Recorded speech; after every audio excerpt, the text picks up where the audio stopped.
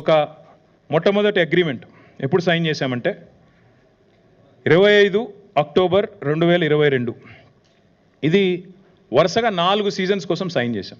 ఇదేదో రేసు కోసమో రేస్ నుండి వచ్చే గ్లామర్ కోసమో చేసింది కాదు. రేస్ చుట్టూ ఒక తెలంగాణ మొబిలిటీ వ్యాలీ అనేది ఏర్పాటు చేయాలి, జినోమ్ వ్యాలీ మాదిరిగా. అందులో ఇన్నోవేషన్ జరగాలి, రీసెర్చ్ జరగాలి, మ్యానుఫ్యాక్చరింగ్కి తెలంగాణ హబ్ కావాలి.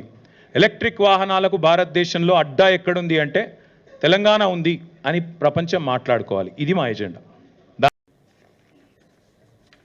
ఇది ఇంకా ఇంపార్టెంట్. ఇందాక నేను చెప్పాను మీకు బీసీసీఐ, ఐసీసీ, అట్లాగే ఇక్కడ కూడా ఎఫ్ఎంఎస్సిఐ, ఎఫ్ఐఏ అని ఉంటాయి. వీళ్ళకి డబ్బులు కట్టడంతో పాటు ఐసీసీకి, బీసీసీఐకి కూడా ఏదైనా ఈవెంట్ అప్పుడు ఎట్లయితే ఇప్పుడు ఐపీఎల్ వాళ్ళు కూడా బీసీసీఐకి డబ్బులు కట్టాలి. అట్లాగే ఫార్ములా ఈ రేస్ ఇక్కడ అవుతున్నప్పుడు మనం కూడా వీళ్ళు కూడా వాళ్ళకి డబ్బులు కట్టాలి. ఎఫ్ఎంఎస్సిఐకి, ఎఫ్ఐఏకి డబ్బులు కట్టాలి. కొంత లైసెన్స్ అగ్రిమెంట్ అని ఉంటుంది. దానికి ఒక 74 లక్షల రూపాయలు కట్టారు.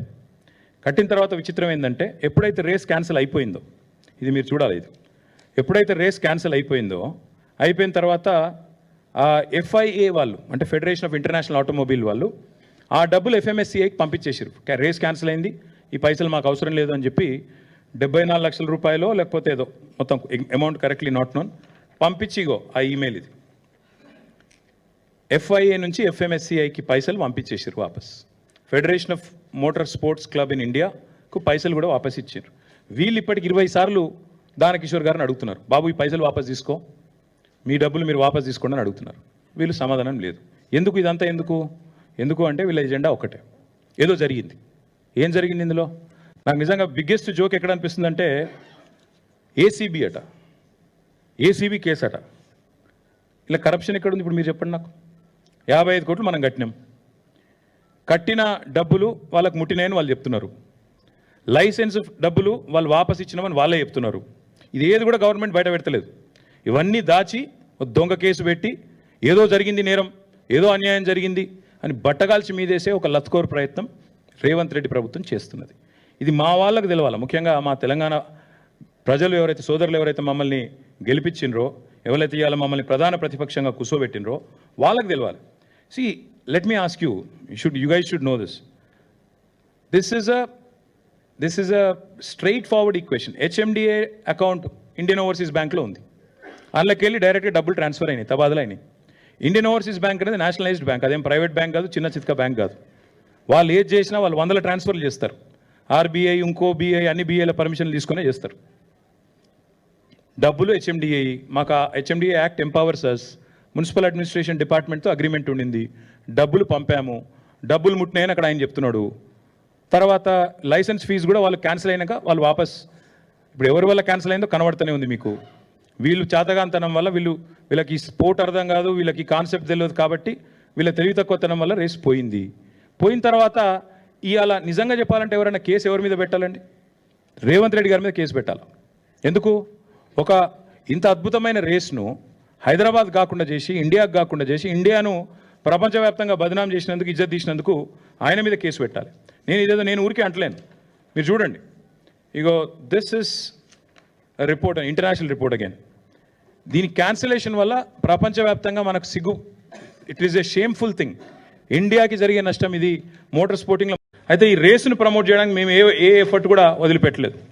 ఇది బాంబేలో గేట్వే ఆఫ్ ఇండియా కాడ ఆ రేస్ కార్ను డిస్ప్లే చేస్తూ దీనికి పబ్లిసిటీ ఇవ్వడానికి, బాంబే నుంచి కూడా విజిటర్స్ని అట్రాక్ట్ చేయడానికి అక్కడ పెడితే మహారాష్ట్ర ముఖ్యమంత్రి ఏక్నాథ్ షిండే, అప్పుడు కేంద్ర ఉపరితల రవాణా శాఖ మంత్రి నితిన్ గడ్కరీ గారు, వారందరూ కూడా వచ్చి ఈ రేస్ మా దగ్గర పెట్టాలి బాంబేలా, మీరు ఎట్లా కొట్టుకుపోయినరు అని ఆ రోజు వాళ్ళతో మైక్లనే లొల్లి కూడా పెట్టుకున్నారు. నెక్స్ట్ ఇయర్ మా దగ్గర పెట్టాలని చెప్పి కూడా అడిగారు. దాని తర్వాత ఢిల్లీలో హర్దీప్ సింగ్ పూరి గారు, క్రికెటర్స్ శిఖర్ ధావన్ గారు, యజువేంద్ర చాహల్ గారు, ఇంకా చాలామంది ఎంపీలు వచ్చారు, ఇతర రాష్ట్రాల మంత్రులు వచ్చినారు. ఇదంతా కూడా జరిగిన తర్వాత మనకు రేసు ఫిబ్రవరి 2023లో రేస్ జరిగింది. వచ్చినాయి. ఆనంద్ మహీంద్రా గారు వచ్చారు. Mahindra racing was a part of it. Anand Mahindra గారు కూడా చాలా గర్వంగా, చాలా గొప్పగా ట్వీట్ చేసినారు, అసలు అద్భుతమైన రేసు మనం ఇక్కడ జరగడం అనేది మనందరికీ ఆనందదాయకం అని. చాలామంది పెద్దలు కూడా వచ్చినారు. ఇది కేంద్ర మంత్రి కిషన్ రెడ్డి గారు, రేస్కి వచ్చి ఆయన మాట్లాడిన మాట మన ఒక స్థానిక తెలుగు ఛానల్తో పూర్తిగా కేంద్ర ప్రభుత్వ సహకారంతో ఈ రేస్ జరుగుతోంది అని కొంత క్రెడిట్ కొట్టేసే ప్రయత్నం కూడా చేశారు. ఏ పాత్ర లేదు, మను లేదు, కానీ కొంత క్రెడిట్ కొట్టేసే ప్రయత్నం కూడా చేసిండు. అనురాగ్ ఠాకూర్ గారు ఆయన వచ్చినాడు, ఆయన కూడా వచ్చి ప్రైజులు కూడా ఇచ్చారు. ఆయన ఇది అనురాగ్ ఠాకూర్ గారు, అప్పుడు ఆయన కేంద్ర క్రీడల శాఖ మంత్రి. ఇక ఆనంద్ మహీంద్రా గారు, ఇప్పుడే నేను చెప్పాను, Mahindra racing was a part of it. Mahindra group Anand Mahindra గారు చైర్మన్ అండ్ CEO, వారు కూడా వచ్చారు. వారి రేసింగ్ టీం కూడా పాల్గొన్నది. వారితో పాటు ఇంకా చాలామంది ప్రముఖ నటులు, చాలామంది పెద్ద పెద్ద వాళ్ళు, పాపులర్ పర్సన్స్ చాలామంది వచ్చారు. సచిన్ తెందుల్కర్ గారు, అదేవిధంగా వారితో పాటు చాలామంది స్పోర్టింగ్ లెజెండ్స్ కూడా వారితో పాటు బాంబే నుంచి ఇతర ప్రాంతాల నుంచి వచ్చారు.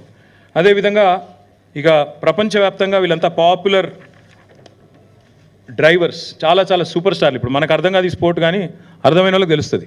ఇప్పుడు మనకి ఇక్కడ రామ్ చరణ్లు, షారుఖ్ ఖాన్లు ఎట్లనో అక్కడ వాళ్ళకు కూడా ఆ స్పోర్ట్ తెలిసిన వాళ్ళకి, ఆ క్రీడ తెలిసిన వాళ్ళకి వీళ్ళందరూ సూపర్ స్టార్లు. అదేవిధంగా చాలామంది యాక్టర్లు, రాజకీయ దిగ్గజాలు, మన ఇంకా చంద్రబాబు నాయుడు గారి డాటర్ ఇన్ లా బ్రాహ్మణి గారు, ఇంకా చాలామంది హైదరాబాద్లోని హూ ఇస్ హూ అందరు కూడా అటెండ్ అయ్యారు. ఈ ఈవెంట్ మొత్తం కూడా February 23.